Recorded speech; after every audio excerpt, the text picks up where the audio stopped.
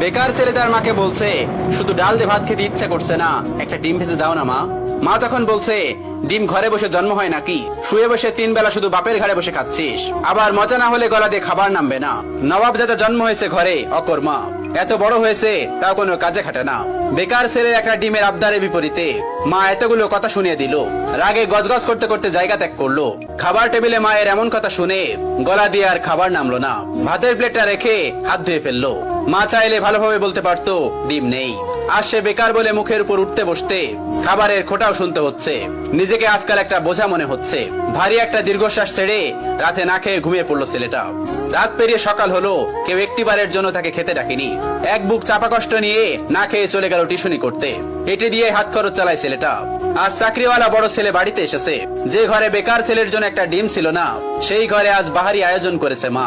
দুপুরে বড় ছেলেকে যত্ন করে খেতে দিল মা। ওই সময় অভিও এসেছে বাড়িতে। মা তাকে একটিবার অব্দি খেতে ডাকলো না।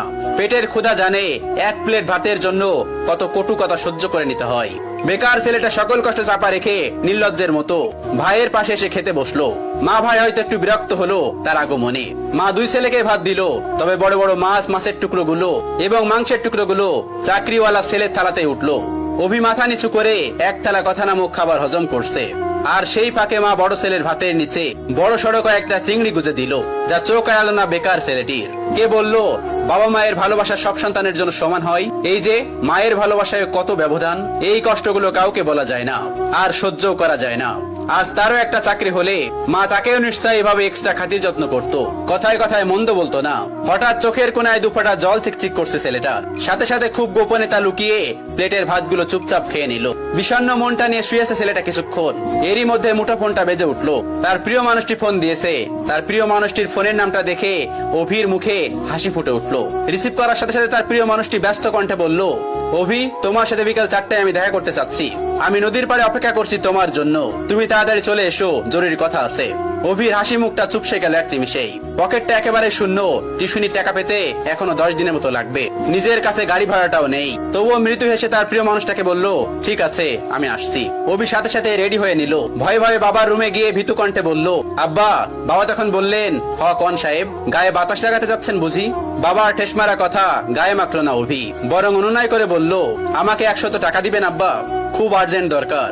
বাবা তখন বলল, টাকা তো আর গাছে ধরে না যে তোকে ছিঁড়ে ছিঁড়ে দিব। নিজে কামাই করতে পারিস না? মানুষের ছোট ছোট পোলাপানো কত টাকা কামাই, পুরো সংসার চালাই, আর এত বড় দামড়া হয়েও বাপের কাছে টাকা চাও? এই লজ্জা করে না তোর? তুই সারাদিন গায়ে বাতাস লাগায় বেড়াবি, আর প্রত্যেক দিন তোর আমি টাকা দিব? অনেক তো বাসায় বাসায় খাওয়াইছি, আর না। তুই আমার সোজা সাপটা কথা শোন, আমি তো এত পকেট খরচ দিতে পারবো না। এখন থেকে নিজে নিজে ইনকাম করে খা, আর তা না পারলে আমার ঘর থেকে বাইর হয়ে যা। এত ঝামেলা আমার সহ্য হয় না, তুই আমার চোখের সামনে থেকে দূর হ।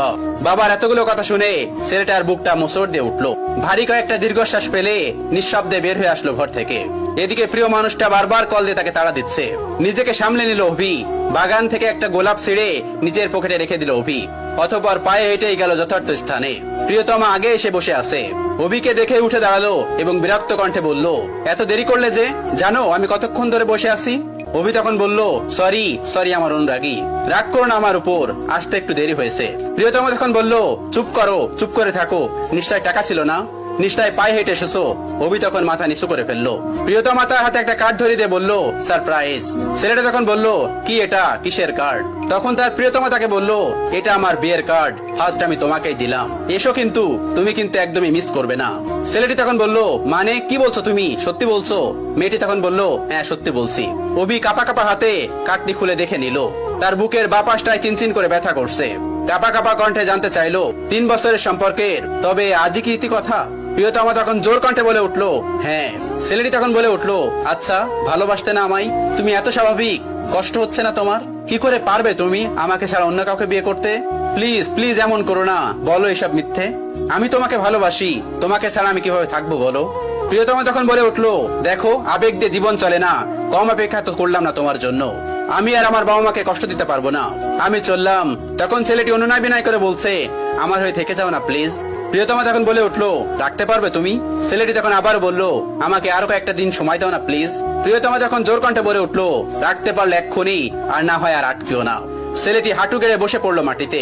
কিভাবে আগলে রাখবে নিজের ভালোবাসাকে? সে তো নিজেই বেকার, বাসায় নিজেরই তো জায়গা হয় না, তার উপরে অন্য কেউ তো নয়। অতঃপর মনের বিরুদ্ধে যে মাথা নিচু করে বলতে হলো, সরি অনুরাগী, তোমাকে রাখার সাধ্য যে আমার নেই। চলে যাও, তবে সুখী হও স্বামীর ঘরে। ভালো থেকো আমার না হওয়া প্রিয়তমা। বিদায় আমার অনুরাগী। অতঃপর 3 বছরের ভালোবাসার দাপন হলো বেকারত্বের কারণে। এভাবেই প্রতিনিয়ত হাজারো বেকার ছেলে হারায় তাদের প্রিয়তমাকে। অভি টলতে টলতে নদীর কিনারায় বসে পড়লো। নিজেকে পাগল পাগল লাগছে। প্রিয় হারানোর যন্ত্রণা এত তীব্র কেন, এত ব্যথা কেন?